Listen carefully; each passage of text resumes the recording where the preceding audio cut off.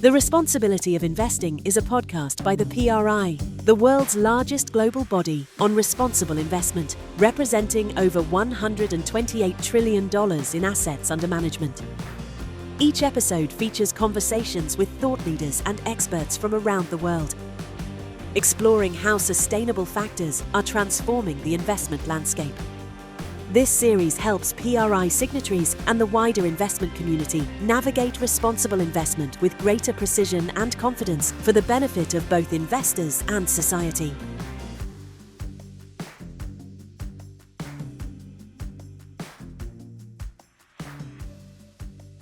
Hi everyone, and welcome to PRI's podcast series, The Responsibility of Investing. My name is Tamsin Ballard and I'm the Chief Initiatives Officer at PRI.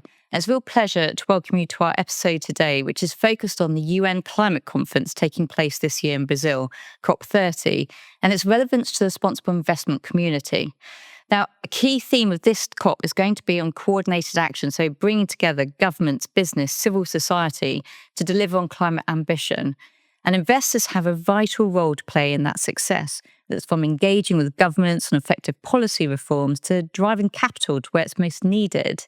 And doing this as they fulfill their duties to clients, beneficiaries, and respond to both climate risks and the new investment opportunities. And crucially, despite worsening climate impacts in recent years, it's not too late to avoid most catastrophic climate outcomes. There's still a lot to play for. So just weeks away from the conference, it's a huge privilege to be joined today by Ana Toni, the Chief Executive Officer of the COP30, who's got a key role in shaping the outcomes of this year's UN Climate Conference in Belém. So Ana, a really, really warm welcome and thank you so much for taking the time to talk with us today, and really looking forward to hearing more about what the next few months hold from your perspective, your hopes for COP30 and your thoughts on what does it all mean for investors. Thank you, Tasmin. It's a really pleasure being here with you and PRI. I think it's a great moment for us to be discussing climate. Fantastic. I thought maybe if we could just start with doing a bit of a scene setting, on what the COP process is. So maybe if you could just start by telling us a little bit more about your role as the CEO of COP30. What does it involve? Yeah, so the CEO of COP, the name is a good name, but the CEO of COP works very close together with the president of COP30. We have our president of COP30 is Ambassador André Corrêa do Lago, and the role of the CEO is helping André and the entire team, putting the team together so that we can deliver especially on the content of both negotiations and the action agenda, as well the mobilization towards COP30. So that's the role I have been playing, and it's a big privilege to be in this position in such an important moment on the climate debate. Brilliant, thank you. And just picking up, as you're saying on the negotiations, the action agenda, not all of our listeners are going to be familiar with COPs and the process. Could you just briefly explain it? Why does it matter? How does it work? And where do institutional investors can fit within the process? Yes, normally we look at those big conventions that are happening all over the world, and especially on the climate area. Every year we go from one COP to another, and many people ask themselves, what does this COP has to do with my everyday life or with my investment or my company? So I think it's an excellent question there. Let us go back a little bit, I think, to give some of the context. Remember that the climate convention was decided in Brazil in 1992. And since then, we have had, will be the 30th COPs. COP stands for the Conference of Parties. That means governments coming together to decide what the international legislation will be in that topic. A key moment that all of us talk about is obviously the Paris Agreement, when 10 years ago, we all came together and decided what to do in terms of climate change, and that we all wanted to be within 1.5 degrees, because otherwise it will be too many disasters, loss of lives, loss of business, stranded assets. So that was a decision taken 10 years ago. And since Paris, we meet in every year to do what? Is to refine the international legislation. So every COP, we refine a little bit more of that legislation. So last year, COP29, we agreed on the famous NCQG, which was the financing that should be mobilized by developed countries to developing countries, and came with the number of $300 billion that needs to be mobilized. And mobilized means not just public money, but also private money needs to be mobilized to developing countries to do their transition. We had decisions on carbon markets that is obviously directly related to the financial system yet again. But more than just the big decisions that are made every year, I don't think we would be where we are, for example, on the revolution we have had on the energy sector. How many of us, 30 years ago when the convention was set up, imagined that we would have solar panels, wind powers, electric cars, sustainable agriculture in the way we have now? So those conventions, those COPs and COP30 will do that the same, influences our everyday life, influences what we finance, what the financial sectors finance, and influences what consumers are consuming. So it seems far away, it seems bureaucratic, it seems fights for commas and little words, but in the end of the day has a huge impact in our everyday life. Brilliant. Thanks, Anna. And yeah, there's a very good point in terms of bringing it back from the kind of those big global discussions, and actually we're seeing the changes on the ground today. Maybe just to pick up, you're mentioning on Paris, and we are, as you say, it's a decade on from that incredibly important agreement, and decade on, this making this COP really a pivotal moment again in terms of addressing the climate emergency. And I think, with the Amazon as its backdrop, there's a really sharp focus on the urgency of both the climate and the nature crises as well. Could you tell us what do you see as your priorities and hopes for COP30 this year? The biggest priority for us, I would suggest 3 cross-cutting and some sectorial ones. Let me go through them. I think the first one is to protect the multilateral system. This is really, really important because climate change is a topic that we can only combat together, because emissions don't have frontiers, don't have passports. So if you're polluting in Brazil or UK or China or US, everybody's going to be impacted. So protecting the multilateral system so that we can come together every year and see how can we move is very important. The second big cross-cutting priority for us is to show that yes, COPs influence our daily lives, how we finance or consume, as we were talking about. This is really important because we need to own it, to show that this is a change that all of us are doing together. You as a consumer, you as a CEO, not only governments, it's not just governments that are leading this process. And the third and very important topic for us is to show that those changes need this international legislation. We need to accelerate implementation. So we are saying that COP30 must be a turning point on accelerating implementation. We have debated and created a framework of the international legislation on climate. We feel there is a lot that has been agreed, and what we need now is to implement and to accelerate implementation. And when we think about acceleration of implementation, we think about the financial sector, we think about the private sector, the productive private sector, we think about mayors, we think about governors. Those are in the front line of implementation. So we need to make of COP30 a place that they feel that they needed to be so that they can influence the decisions on implementation. Great, thank you. Maybe then just to pick up on that point in particular, I think from an investor perspective, we know from our work at PRI that unblocking policy, regulatory barriers is absolutely essential for that implementation that you're referring to. We know policymakers ultimately need to be the prime movers to tackle climate change, whether it's from providing the clear economic incentives and regulations to shift the capital to climate solutions, addressing flows to high emitting industries. With that in mind, what do you believe that COP30 can achieve this year that will really help to advance action by policymakers across the globe, and really driving forward that implementation?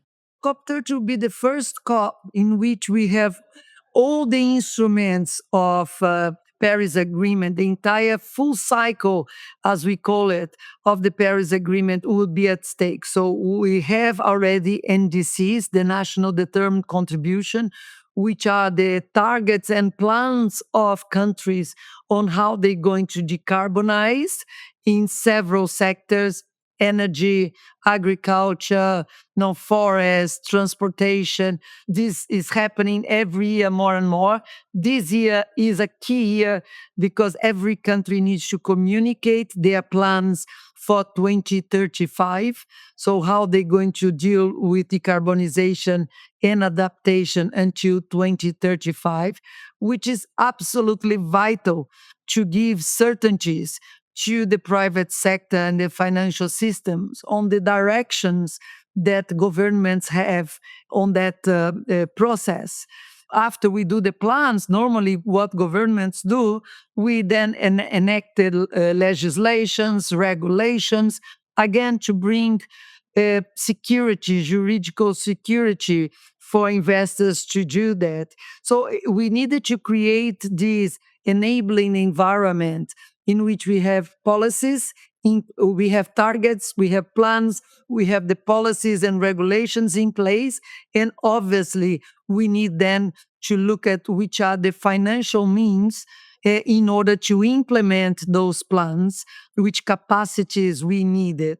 And I think we are in this crucial moment. That's why, although COP29 was a COP of finance, the topic of finance will be so key in our COP as well, because we needed to mobilize much more finance in order for countries, especially developing countries, to have the resources to implement the plans and regulations that they have set up in this process. Thank you. And maybe then if I can just pick up again on that point on climate finance, which as you say is a really pivotal part on how to unlock some of that ambition and the implementation that, as you say, is so critical. Just looking at this then from an investor's perspective, why does it matter to investors? And how can they get involved with these discussions, but then also thinking about that implementation point as well? From an investor's point of view, I think there are always two sides on why this matters and matters a lot to them. One is the risks involved with climate change. Now, if during Paris Agreement or even in 1992 when we signed the convention, the image that came to our mind was a polar bear that we all remember. That image that was in 1992, but now when we think about climate change, what we see, what comes to our mind is huge flooding, fires, destroying houses. We see people dying because of heat waves. So I think it's becoming, unfortunately, much more concrete. And we know that there are lots of stranded assets that are being destroyed and companies that are being directly having to deal with climate change. I think the financial sector needs now to bring the risks of climate change to their business risk assessment, which is very normal, and central banks are doing that. Obviously, every bank are doing that. The second part of it, I would say, are the opportunities in dealing with climate change, and some countries have dealt with that better than others. Many countries have realized that, yes, we can no longer just look at climate change as an extra cost. We needed to look at that as an opportunity for development. When we look at a country like China, for example, when they doing their process of decarbonization, they become the biggest producers of solar panel, exporting for all over the world, now electric cars. So I think a lot of the financial sectors also realize that there are huge opportunities for thinking about this new model of growth and development, which is a low carbon one. And that if they are in the forefront of this movement, they may gain and a lot of profit from it. So I think those questions are becoming clearer to all of us, both the risk of inaction, the risk of dealing with the consequences of climate change, the risk of reputation for not dealing with climate change, and obviously the opportunities. And I can see that a lot of the financial sector are now involved, which I'm very, very pleased. But a lot of the resources is still in the north, so to say, in Europe, obviously in the US and in China. That finance has not yet came down to the south. And I think that's the next moment of challenge to look at the opportunities that we have in the global south in terms of demand for financing at a reasonable cost, but also with great opportunities for investment on agriculture, on energy, on carbon markets. So there are many opportunities. And we hope that COP30 will be a place for not only Brazil, but for solutions that are happening in many countries to be able to be expressed and shown, so that together with the financial sector, we can assess those opportunities and help the finance to come to the south. Fantastic, thank you.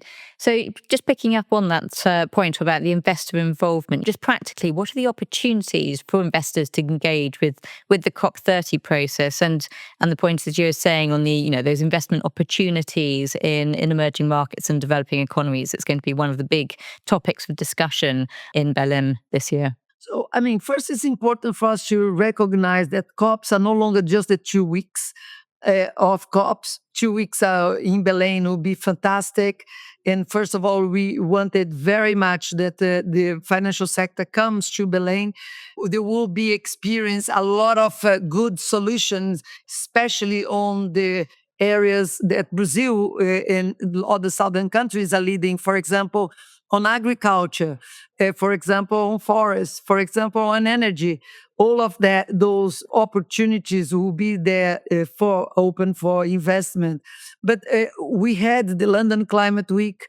We will have the New York Climate Week. But I think the best and more direct way for the financial sector to be involved is through the action agenda.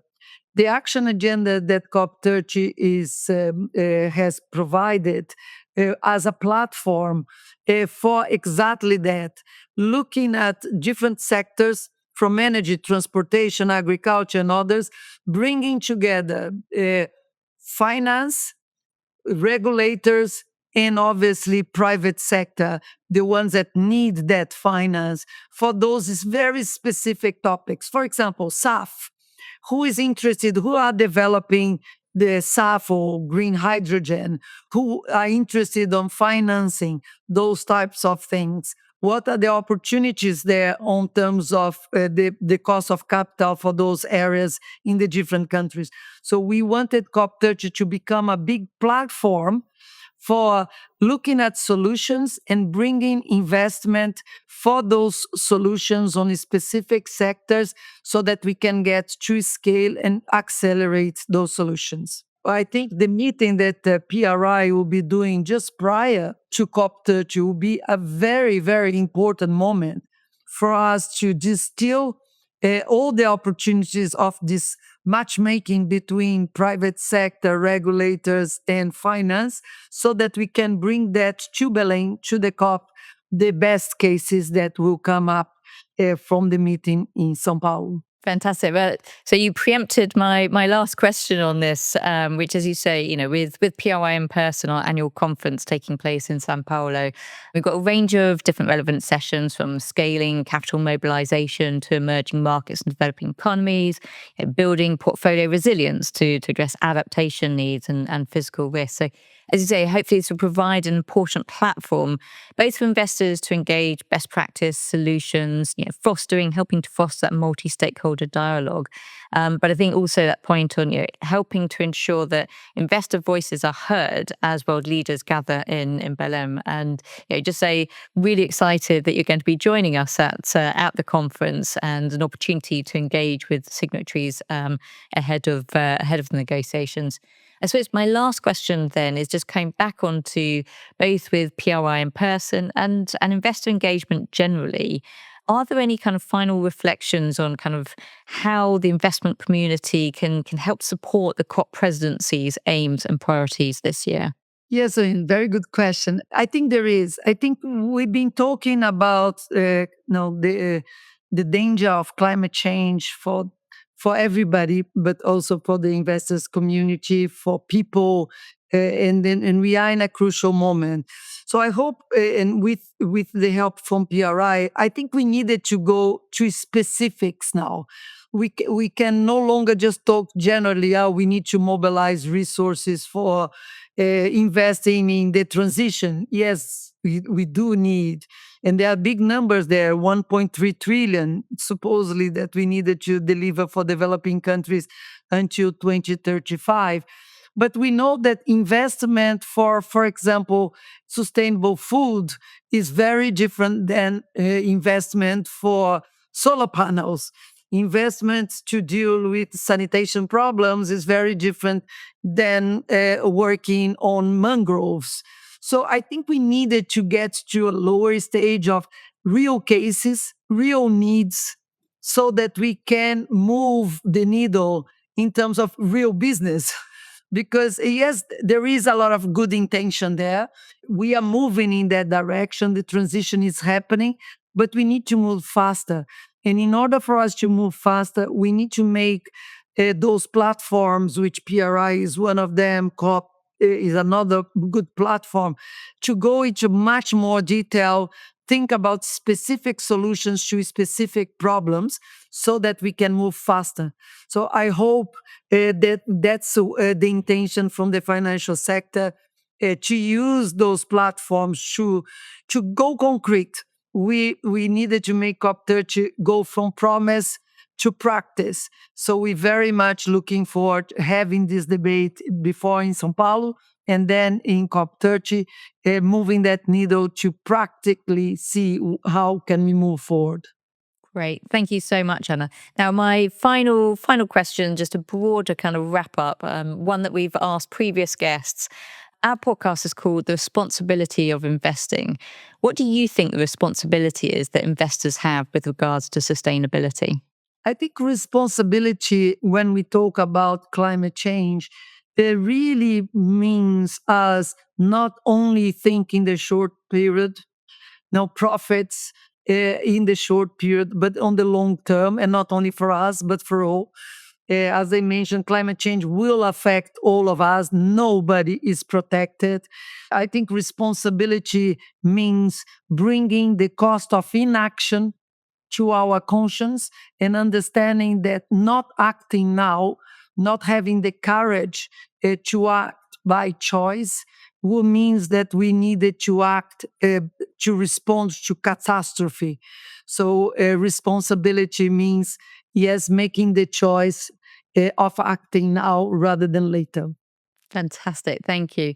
That's all the time we've got time for now. But thank you again, Anna, for taking time out of your really busy schedule to join us today. It's been really interesting to hear about your hopes and expectations for the COP this year, and how you see responsible investors being able to make the most difference at this critical time. And I think the three things I'm taking from this is, first is it's the implementation. And the one that's going to stick with me is, from promise to practice, we have to move on to implementation. Second, specificity. We've got to move on into, if we're going to do an implementation, we've got to get specific on what, where, how to do that.